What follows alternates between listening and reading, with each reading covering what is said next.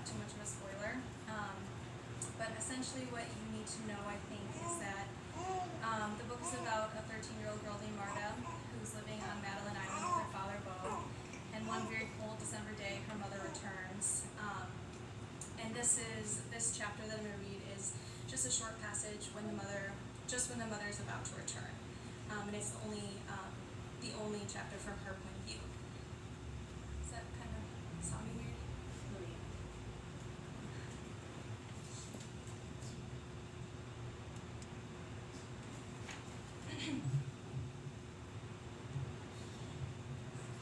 Okay.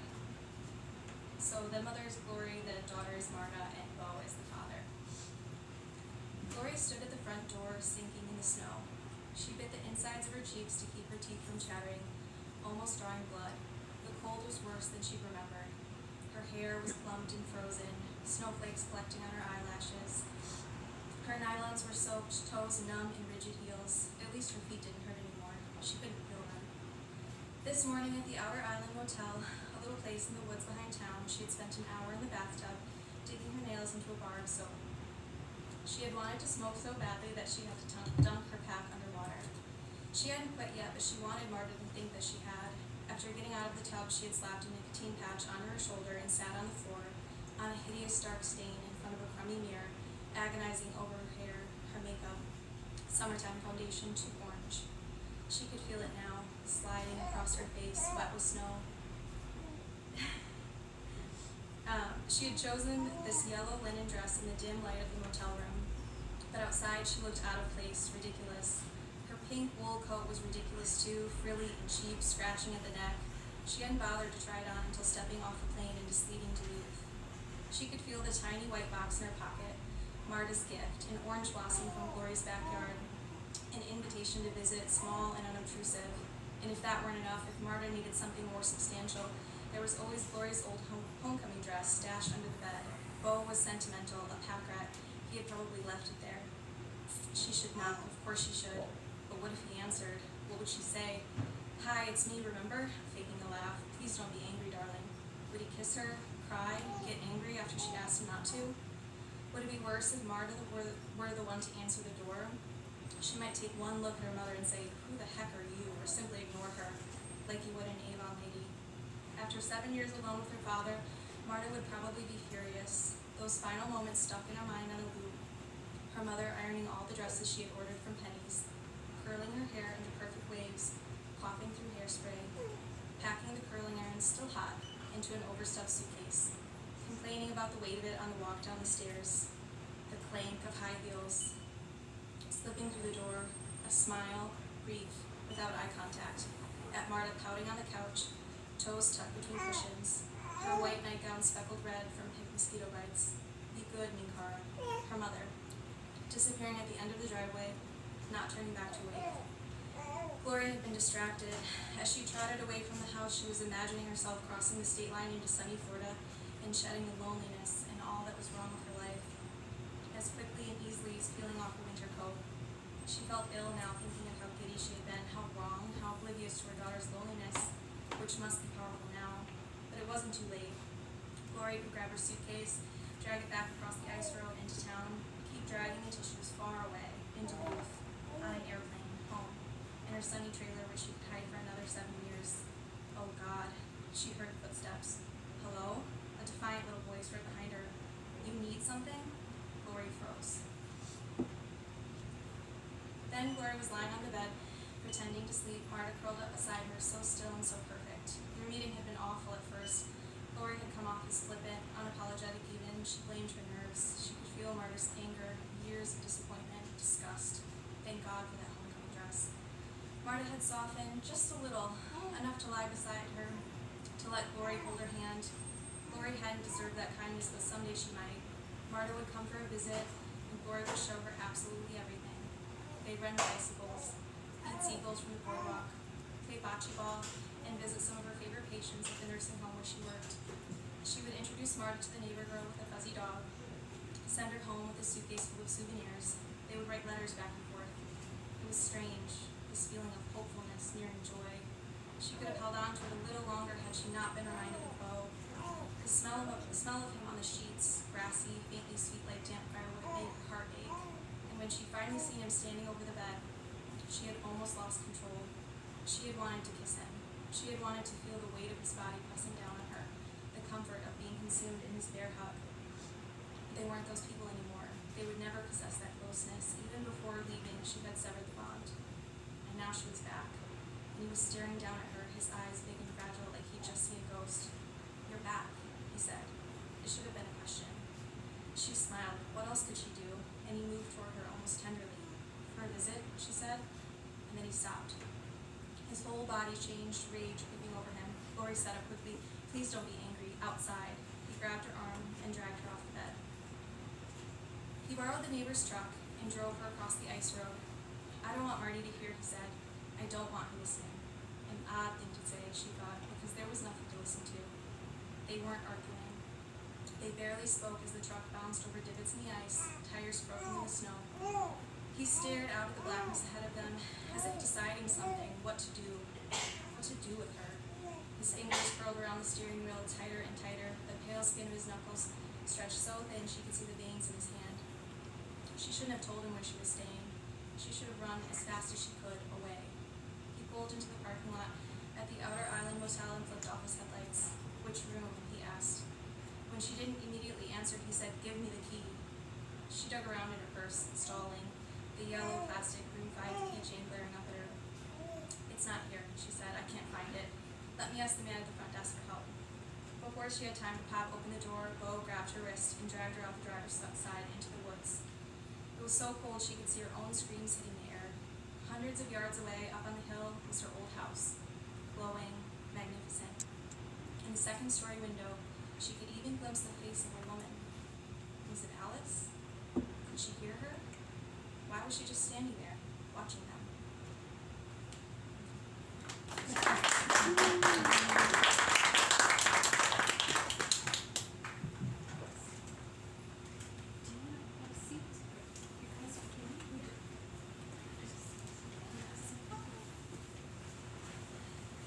I hope you got to hear Lindsey. I'm Tracy Youngblom. Thank you for coming out tonight. Uh-oh, did I just do something? Oh, no. Okay, can you hear me? Okay. Like Lindsey, my book won the Journal Book Prize, and I think I'm still surprised several months later. Okay, all right. We're good? So my book is a memoir, and I'm going to just kind of give you the context of the story and then read a little bit from it, a chapter or two. The chapters are very short. So the story that I wrote about was this. In 2015, which was just about 10 years ago now, my youngest son, who was 23 years old at the time, was a student at NDSU in Fargo. He was living with us for one of his last semesters of college because he was doing some teaching observations and working full-time. So he had been in Fargo for a visit on the weekend, and he was driving home to our house on a Monday afternoon when a drunk driver got on the interstate going the wrong way against traffic and crashed into him head-on just about an hour east of Fargo, so by Fergus Falls. He did survive the crash, and he was actually doing amazingly well in his recovery. And then about 3 weeks after the accident, we all discovered that he had lost his eyesight as a result of the head trauma. So, I thought the story began on that night, but our real story began 3 weeks later when we discovered that. So the book, takes us through, the early chapters are about the recovery, and then once we get home, the chapters are more about both of us adjusting. It is told through my perspective. But obviously, the story is about him and his amazing resilience. So I'm going to read this chapter called Cutting Words, and I chose it because it's a two-part. There's like two sort of parallel scenes, and one is quite soon after the accident, and one is a couple years later. Cutting Words. He began, an older person, someone in worse physical condition, wouldn't have survived. Yes, I said, hesitant to pursue this line of thinking. It's better that it happened to me. I was strong and in good shape, so I didn't die. Someone else would have died. We were seated in his therapist's waiting room, settled into vinyl armchairs, hemmed in by a closed door on one side and a small water cooler and white noise machine on the other. We had barely made it up the stairs. You sound like you're saying you're glad it happened to you? I was trying to sound neutral, but my statement came out as a question. As soon as we had entered the building that day, I had realized no elevator. I ought to have remembered, given that Dan had been my son's therapist for years and had saved at least one of their lives. Instead, confused and ignorant, I had pushed Elias in his wheelchair to the foot of the stairs, defeated. Can we do this? I'd asked. Do you want to reschedule? I'd felt worse than stupid. We were barely 2 months post-accident, and it had been my idea for him to start therapy. Elias had been ready to talk, but now we had no way to get him to the second floor to meet his therapist. He had been taken a few steps at a time recently, from his bed to a chair in his hospital room, but after 2 months in bed, he had little strength to spare. No, I'll just use the stairs. I had helped him stand and pivot, then lower his butt onto the bottom step. Next, he had hoisted himself upward using his good right arm and pushing with both his legs, one painful step at a time, all the way to the top. I had climbed behind, carrying the folded wheelchair. We'd made it. He'd made it, I mean. Resting in our chairs, we were chatting, waiting for the appointment. We had no life outside recovery, so we were discussing the accident and its aftermath. He was upbeat that day, maybe because of the triumph of the stairs. As we waited, we recalled details of his salvation at the hands of many, the impeccable timing of it all. The first bystanders on the scene, one of them was an EMT, had removed the windshield so his bleeding would slow down in the cool March air. The first responders had extracted him from the car in less than 20 minutes. The helicopter transport that the state trooper had already called was waiting to get him to the hospital. Everything had lined up perfectly. Maybe the miracle was simple. His life had been saved by good timing. But when he casually suggested that it had been better for him to have been struck than someone else, our conversation turned serious.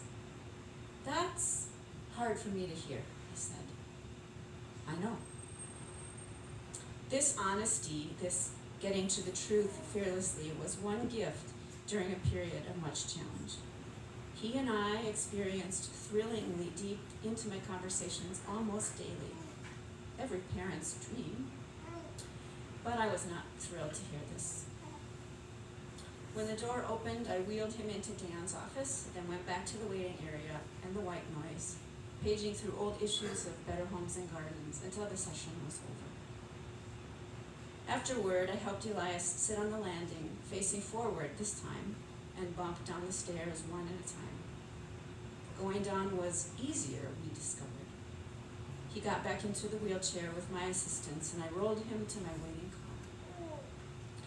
Later, I told myself, forcefully, that I could not be expected to be glad that my son had been in this accident.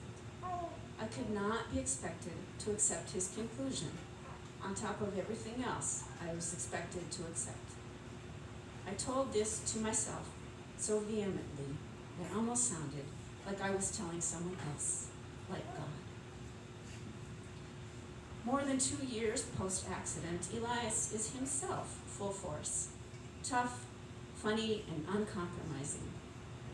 He lives alone, brooks no objection. We don't have daily interactions anymore, more like weekly.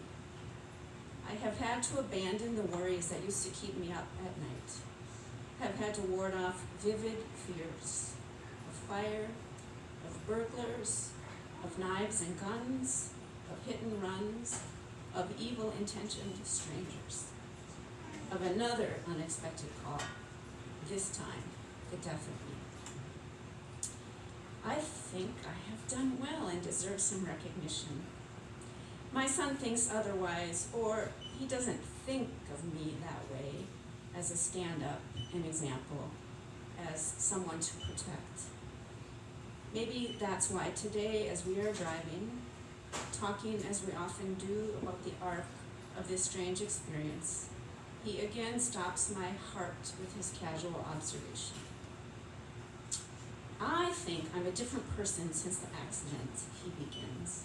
I cringe because I think I know where this is going. Sensing my doubt, addressing it, he provides a few general examples. Less arrogant, more grateful. Well, you don't know what would have happened without the accident, I say. Probably you would have turned out the same. No, he responds quickly and with certainty. No, I'm better. I've turned out better. Do you mean that you needed to change and there wasn't any other way? Now it's his turn to hesitate. I've grown up, he says. I'm less self-involved, less... His voice trails off.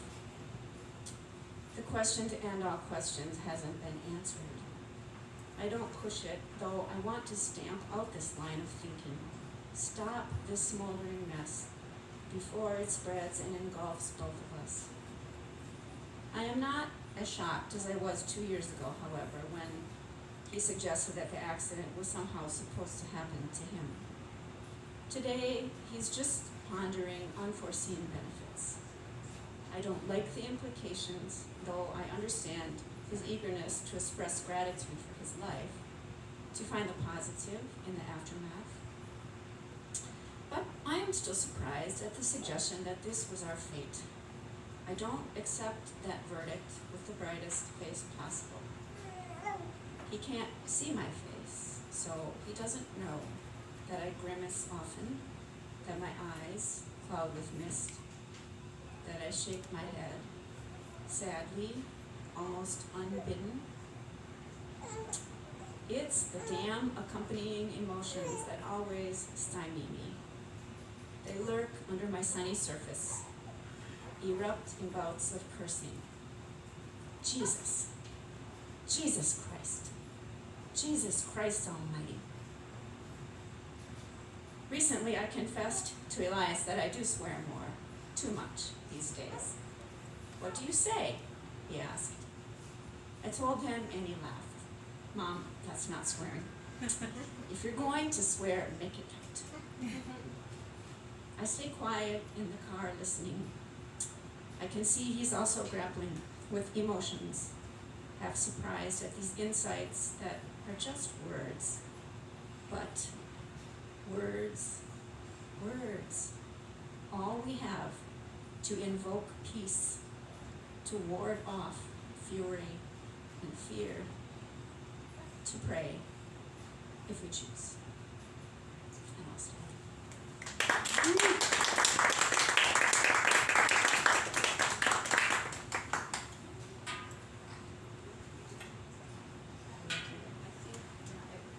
We're just gonna chat with each other. I don't know if Sarah was gonna handle the mics.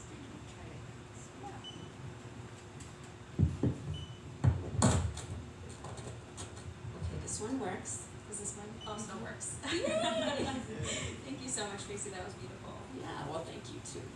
So we're gonna just chat a little bit about writing, ask each other questions and have a conversation, and then there will be time if any of you has a question, or you can, interrupt this in mid-conversation. This is very casual. I have one for you right away.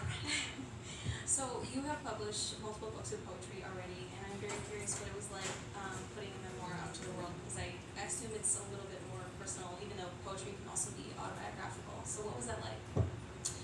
Yeah,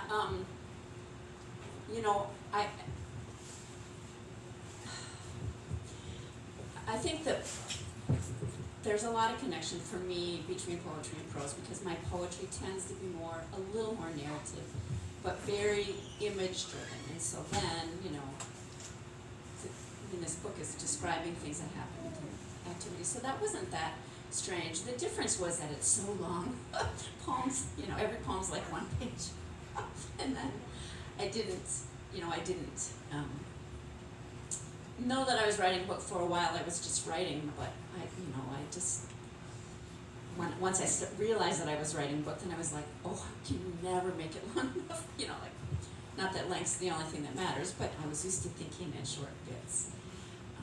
But like I said, I think the language thing, the focus on individual words and images and things that repeat and themes is very much in the realm of poetry, so that was not that hard for me. And since I've written about this much fiction, but know that I'm never going to write a novel, I'm very curious about where the idea for this novel came and how that process went for you. You should write a novel. Yeah, thank you. That's your next venture. I didn't really set out to write a novel either. I think I was kind of laughing to myself as you were talking about that, because this book just started as a short story, a prompt for I took a regional fiction workshop, just focused on regional writers like Reese D.J. Pancake and Alice Monroe and people like that who have that deep sense of place. And our professor really challenged us to write about something only we could know, only a place that only we knew. And I had just come off of living out on Lake Superior for a summer. I graduated from college and during a recession and could not find a job after applying to 1,000 jobs actually. And so I moved up and I worked at a haunted Victorian inn up on Lake Superior, which you should go to. It's called the Rittenhouse. It's definitely haunted. And I worked at the Bayfield. There's a maritime museum, and I just heard all of these crazy, wonderful stories and the lore of the area. I got really into it, and so then that was the first chapter of the book was the short story, and then it just kind of went from there. And I felt like these characters very much based on people that I came to know and love from the small town. And I just felt like once I kind of created them, I wanted to follow them and see where they would go. So it was a fun process. It was fun. Yeah. Well, I'm glad it was fun. Was it fun for you? The writing? Yeah. No, it was really hard. Yeah. But I mean, I'm not going to use the word fun. It was very challenging, even if I wanted to do it. It's a hard story to live through, and I wanted to write the book, but doing the actual writing was, at times was really, really difficult. Did it take some distance between the accident and when you began? How did that start for you? Well, the book opens with an introductory chapter where you learn, and this is absolutely true, that it was really my son's idea. That he was still in the hospital, and he was breathing through a trach tube, and his jaw was wired shut, and he had figured out how to talk, and he said to me out of the blue one day, "Are you going to write a book about me?" And I was like, I wasn't thinking about it at that time. What I did write for a year after the accident was carrying bridge posts, right? Which was great. Every day there were lots of people who wanted to be informed and know what was going on, and that was a good outlet. So I think, as my memory serves, I think I started writing the fall after the accident, so about 6 months afterwards. But again, I was just writing to process. And I think it took, probably until at least a year after the accident that I kind of realized, well, some of this maybe kind of goes together, maybe it could be something someday. And then I just thought, well, I don't know, I just have to keep writing. And that's what I did usually. I'm not trying to make it sound like it was easy, but that was the process. How long did it take you? From the first writing that I did until I had this version of the manuscript was about 7 or 8 years. Oh, wow. Yeah, so it was about.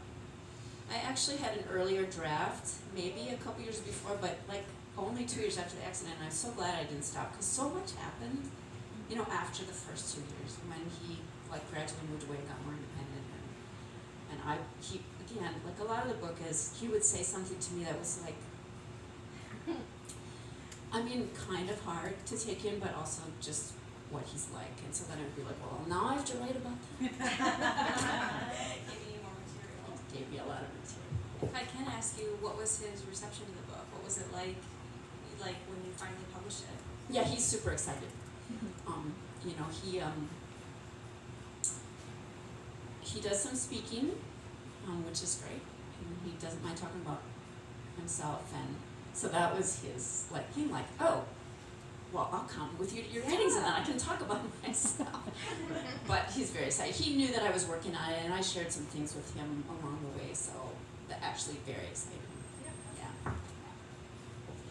So I was going to make a comment about your comment earlier about the story that turned into a novel. I feel like that is maybe something that happens to fiction writers. Could you talk about it? I mean, do you know other writers who had a similar experience who built a novel out of a core story? I think so, yeah. I think a lot of our faculty, because in the MFA program you write a lot of short stories, and a lot of the time when you're done, you just want to be done, and you get a lot of feedback on it, people don't like it, you're like, okay, well, I'm done with this forever.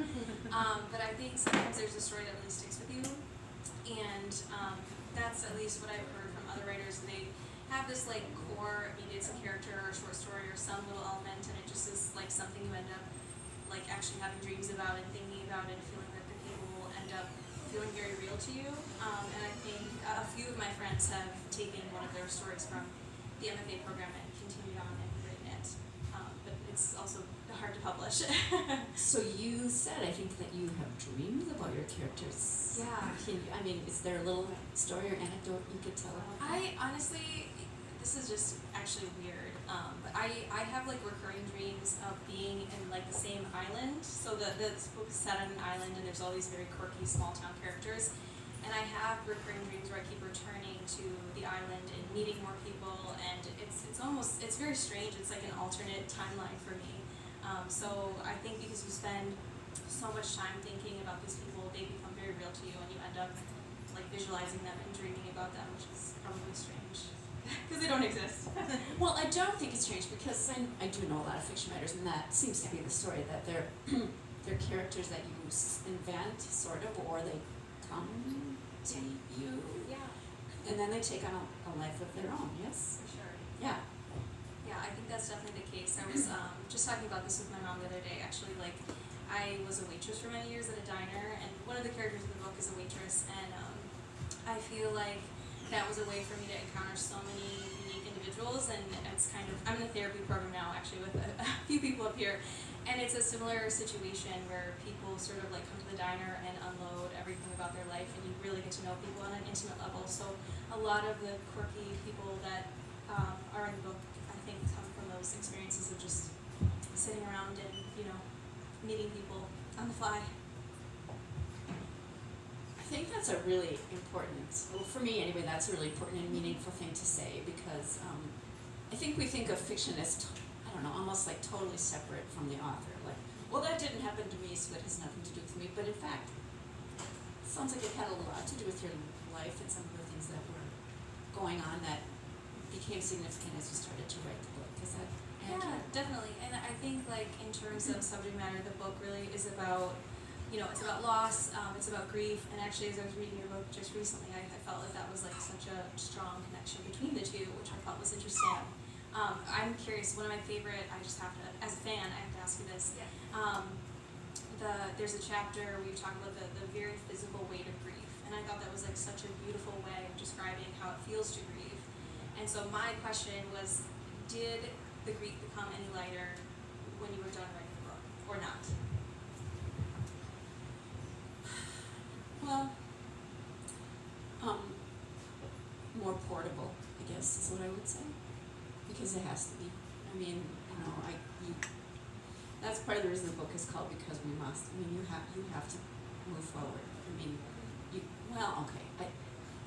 Obviously not everybody does, but that's right. You can't let one single event define you, and certainly my son had no intention of letting the driver define his life. He was very adamant from the first moments when he was conscious of it, no, she's not going to tell me what I can do. But it's a thing that's kind of almost in my blood, you know. I don't anticipate ever quite living in the world in the same way that I used to live in the world before, because I don't think that I was naive. I know that accidents happen, but it was like, oh, totally random. This happened to my son. And so then I'm always a little bit like, what's next? What's next?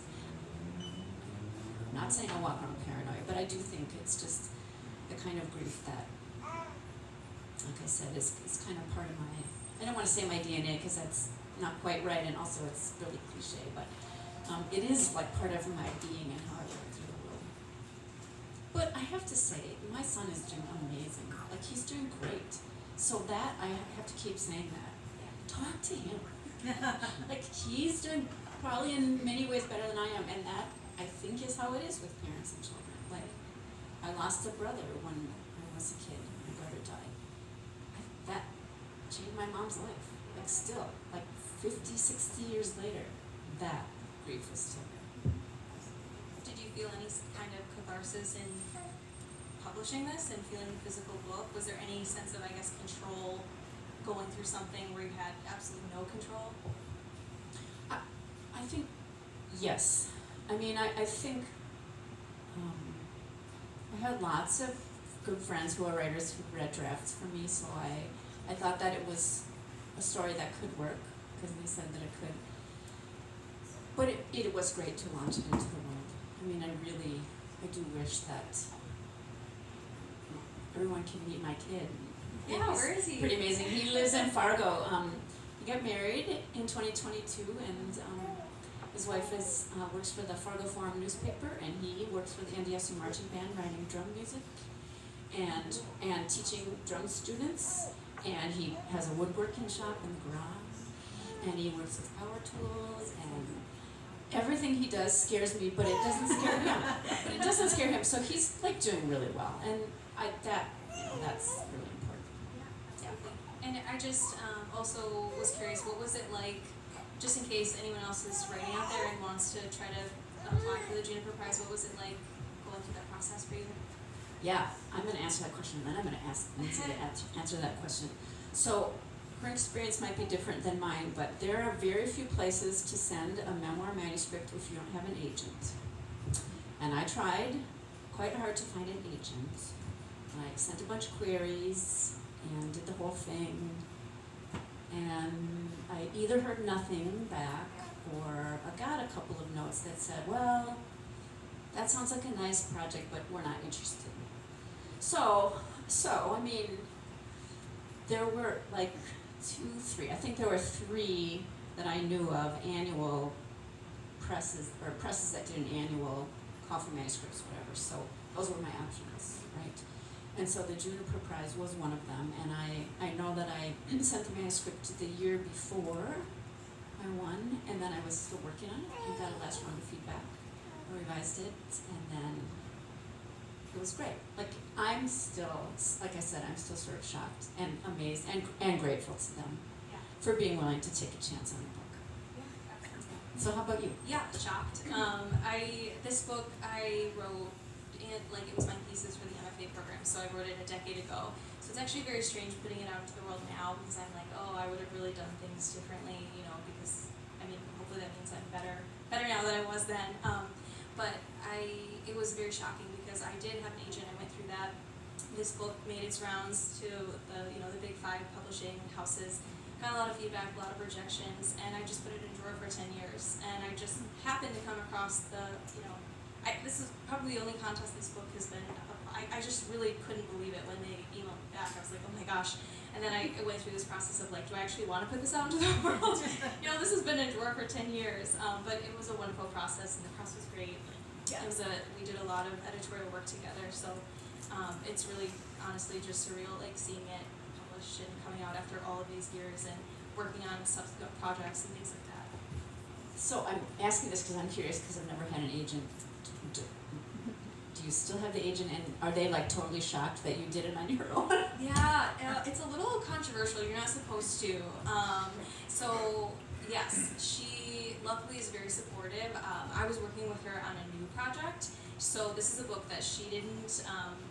This is actually my third agent, which sounds a little sketchy for me, but anyway, it's a tough business. But this agent was very supportive, and we were working on one project together, and I kind of was like, asked her if I could go out and do this on my own, and luckily she was receptive to it, because it's just very hard. Even when you do have an agent, you think like that's the final hurdle to get your book published, but it's really not. And these editors get like thousands of submissions from agents every week, so it's just it's a tough.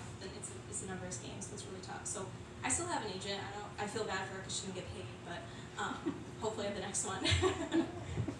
Well, I have to say that, I mean, they must have great belief in you and your writing, which is really wonderful. Can you tell us what the new project is? What's the book you're working on? Yeah, it's very different than this book. I think because I got a lot of feedback on this book it's a little bit, because of the way it kind of came about, it's a bit meandering, I think, because these characters felt very real to me and I just followed them. And I feel like I didn't make up scenes and situations, I just like really thought about who they were and where they would go in life. So the next book, I got a lot of feedback like, oh, the plot is not, strong enough here, it's not commercial enough. I got that feedback a lot. So I wrote a psychological thriller, and it's kind of like about like an aging rock star that gets stalked by his biggest fan, and it's still in the works. I don't know if I'll ever finish it, just because I just feel like it didn't have my heart in it in the same way, just because I feel like I was writing to try to get published. So this gave me a little bit of faith that you can just stick to, what you want to write, actually, not trying to write for like an audience, Yeah, so since your son is here tonight, I'm just curious about, because you have this project going, like it sounds like you're still writing. How did adding a new person to your family kind of change, your process and what you're able to do? Yeah, that's baby Jules back there. So go say hi to him. He's got to spit up on his face right now. I have not written at all. I'm so thankful that this book came out a week before he was born, which is crazy because I tried to get this book published, 10 years ago, and we went through a really long road to have a baby. So it was like crazy timing. It's like your book and then your baby the next week. Very surreal. But I have not done much writing since, so I'm glad. I feel like I got this, got it out, got it published. But I do feel like one of the nice things about having a baby is that you're often just like nap trapped and you can't go anywhere. So I read a lot, and I really consider myself more of a reader than a writer. I don't really I wouldn't like go around saying like, oh, I'm a writer. So I really enjoy just that time, like the quiet time where I can just, it's one-handed, so it's usually Kindle, unfortunately. Yes, you learn how to do many things one-handed when you have a baby. Well, I think that reading is a part of every writer's discipline in every writer's life, so I think that counts. Like, I think it counts as writing. And it gives you time to, like, whatever's going on in your head, pay attention to, and when you start dreaming another set of dreams, you might not, you might find something else that turns into a book. Absolutely. I wanted to ask you too, because you're a mother of 3 boys. How have you, you've published several books at this point, so how have you maintained a writer's life and also being a mother and also teaching full time? Yeah, when my kids were all little, I was home with them for a little while, and nap time was writing time. And that's, I think, part of the reason why poetry was so appealing, because in an hour I could get something done, and then as they got older and I was teaching more, I think I fitted in where I could, but I didn't publish my first book of poems until they were pretty much gone. So like I wrote for a long time I published individual poems but not a book. And so I didn't quite have the, conflict of that. And I think I had sort of given up or thought, well, it's fine, like I'm a writer, but I'm just not going to publish a book. And so then, when it happens, it's always amazing. I always think this could be the last one. No, because there's a million, but there are so many fine writers around. And so, like, again, good for you, like, yeah, it's just, I think it's a fluke thing, honestly. I think it's just like you have to be really lucky and it's very random. Just like there's one judge who reads like hundreds of manuscripts and just like decides that you know, you're gonna get picked, which is not really fair, but that's just how it works. But yeah. Yeah, and I mean, that's the same thing about rejections. Just because something doesn't get published doesn't mean it's not good. Yeah, absolutely. Like, yeah. you know, if this had never come out of the drawer, it Yeah. still would have been a good book. Right? Maybe. Yeah, definitely. Should we open it up? Does anyone else have any questions? Yeah. You have one of three kids who went through this. How did the other brothers feel impacted also by your book too? Yeah, so Eliza's the youngest of my three boys, and so he was 23, so they were 23, 24, and 26, like at the time of the accident. They were, my middle son was in the military, he's very, you know, Mr. Tough, was devastated. Like, I will never forget when he got there and saw Eliza for the first time. I mean, it like wrecked him. He even said, man, I've been in combat and I was never as terrified as I was when I saw him after that. And my oldest son, didn't say a lot, but he's always been like such an internal person. But what I know is that they like, everybody in the whole family, like, got involved in recovery, like, took him to appointments. Like, both my boys, older boys, went to the gym with Elias when he was able to go back to the gym and lifted weights with him for a period of time. So, like, that was, and I know they did it, that was their way of saying, we got you, man. You know, like, and I haven't actually sat down and talked with them about it because I think they would be very embarrassed and squirmy. But I can just tell you that I think we've all come together closer as a family. Not that we weren't close, but I just think, man, you hang together. And even my ex-husband, my kid's dad, like, we kind of became friends again because you have to. Like, this is your kid laying in the hospital bed, and so that was a good, you know, I mean, a hard thing, but a good thing that happened. I've got a question about structure. Beginnings and ends. Your story, for lack of a better word, is not necessarily your story, it's your version of a story. So how did you decide to start, and more importantly, how did you decide when to finish your book? Because it's an ongoing story, so it's still going. And for Lindsey, you mentioned that your story was a short story. How did you decide what the bookends of your novel were? And the ending of yours was quite dramatic. And how did we decide, when did you know what the end was going to, sorry, this is being cryptic. How did you know what the end was going to be, and did you start out from knowing what the broad strokes were? And so, question for each of you. Yeah, you go first. I need some time. Yeah, that's a great question. I think I wish I had outlined the book a little more, to be honest, because I think when you're just wandering around, it's then hard when you're like, okay, I'm, you know, 2/3 of the way through, this is supposed to be a climax, and then I have to pull off some kind of ending that people want to read and keep people turning the page. But I really do feel like once I felt like I really knew the characters, I just kind of felt like they were set in motion, and I wrote this book in a journal longhand, which is, I think, a different experience too than typing something. So I just let it unfold, I think, organically, and I really didn't even know how the book was going to end, even as, like, I don't want to, like, give things away, but there's, you know, the final sort of chapters, you kind of figure out that the mother that I read in that chapter, she disappears after coming home one day, and so the book follows Marta as she tries to search for her mom and figure out what happened. And I don't even think I really knew what was going to happen until I arrived there, and then it felt really, like, inevitable. Like, of course this is the ending, but it's not something that I feel like I planned. It's just something I felt like I knew these characters really well, and then when I got there, it felt, at least for me, it felt like authentic to them. Well,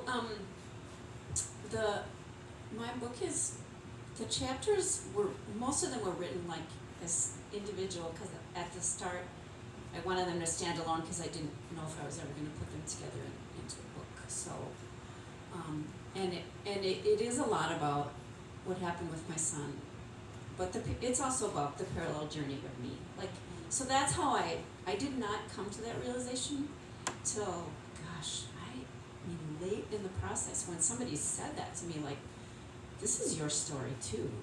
And so then I was like, well, of course. And so then when I knew that, that helped me to like arrange, it's mostly in chronological order, but it helped me with some of the form issues, which is part of structure.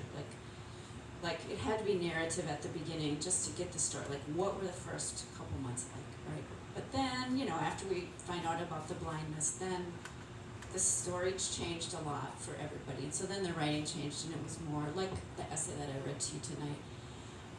I think I said earlier that I had a draft like in 2018, so like 3 years after the accident. And it was a bad draft. It was terrible. I shouldn't have thought it was done, but I just thought, well, look, I have enough pages. But I'm glad that I kept writing because, like I said, things progressed from there. And how I knew I didn't know for a long time how to end this. Like, how was I going to end it? Because, like you said, I could still be writing about what he's doing. But in the fall of 2019, he decided to move back to Fargo because he had met this girl. And I was like, what? I mean, of course, he gets to make his own decisions. But that was like, then I thought, oh, maybe that's it. Like, maybe that's how we know. Like, he's moved. And now it's not ever going to be the same. Like, I was his shadow, for a long time. And so then that kind of helped me be like, that's a natural end point. If that makes sense. Yeah. But I didn't have any idea what I was doing, so I'm amazed that it came together. Because I'd never written a memoir before. Any other questions? Yeah. Sorry, I have a follow-up for you. So you talked about that you wrote your book, like long form in a journal. What's the difference for you when you're writing a story, literally with a pen and paper, versus actually typing one? Like, what do you notice? Yeah, that's a good question. And actually, I feel like I need to go back to doing more things by hand because I do think it's a different experience.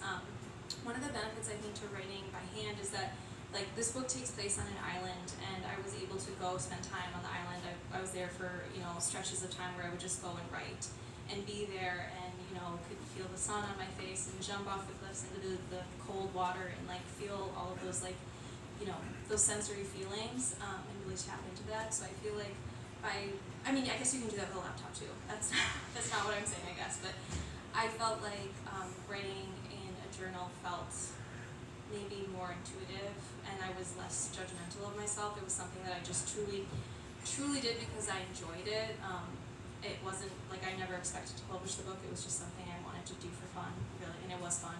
And I think typing, maybe there's more of a pressure to self-edit constantly just because you're seeing it and it's easy. So it's really hard to like get forward momentum, I think, when you're typing. Just like when I'm writing paper for our therapy classes, it's just a little bit painful.